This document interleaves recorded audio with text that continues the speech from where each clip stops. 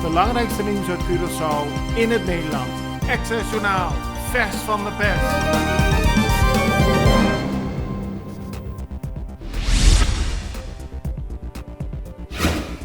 Curaçao heeft nog geen akkoord kunnen bereiken met Nederland over een nieuw steunpakket. Ook Sint Maarten is dat niet gelukt.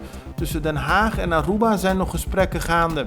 Dat zei Eugène Ruggenaat, minister-president van Curaçao, vandaag in Den Haag na de Rijksministerraad. Hij zei dat er een goed gesprek was geweest met Nederland en dat de gesprekken de komende tijd verder zullen gaan. Ruggenaat hoopt er binnen enkele weken uit te zijn. Ruggenaat was, net als de minister-presidenten van Aruba en Sint Maarten, naar Nederland gegaan om deel te nemen aan de Rijksministerraad. De voorwaarden die Nederland deze week op tafel heeft gelegd over een nieuw steunpakket zijn voor de drie landen onacceptabel. Minister-president Ruggenaat ontkende gisteren in een interview in het Nederlandse tv-programma Nieuwsuur dat er van tevoren overleg was geweest over de huidige voorwaarden die Nederland stelt voor een nieuwe coronalening. Nederland heeft laten weten dat er op 12 mei tussen Ruggenaat en de Nederlandse minister-president Rutte gesprekken hierover zijn geweest. Ruggenaat zei in Nieuwsuur dat het ging om andere voorwaarden en dat Nederland de voorwaarden die het nu op tafel heeft gelegd niet met Curaçao van tevoren heeft besproken. De beelden die u ziet zijn afkomstig van het programma Nieuwsuur.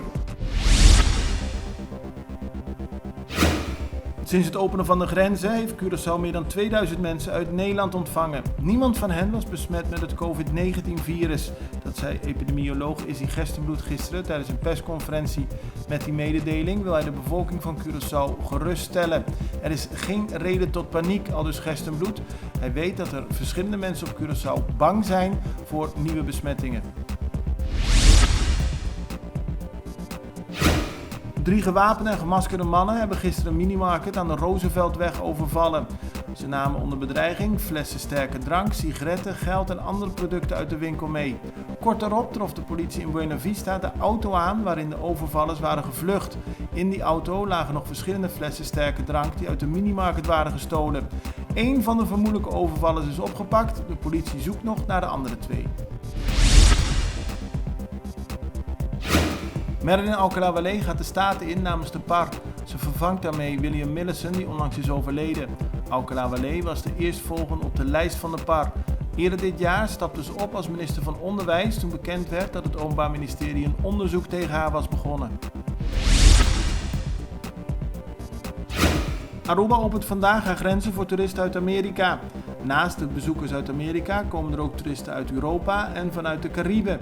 In totaal staan voor dit weekend 4000 passagiers gepland op Aruba.